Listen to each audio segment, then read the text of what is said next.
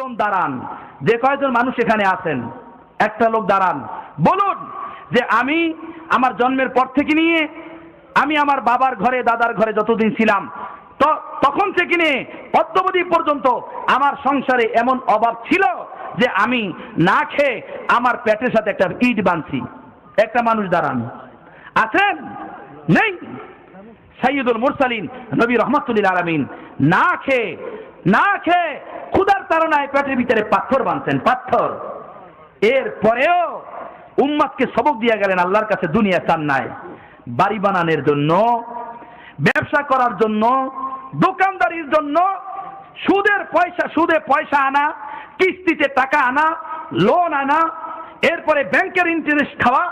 এর থেকে পেশাব পায়খানা খেয়ে মরা ভালো, এর থেকে পেশাব পায়খানা খেয়ে মরা ভালো।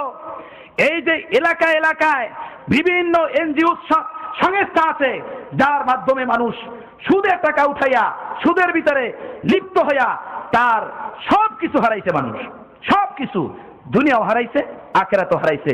বলেন আছে কি আছে না?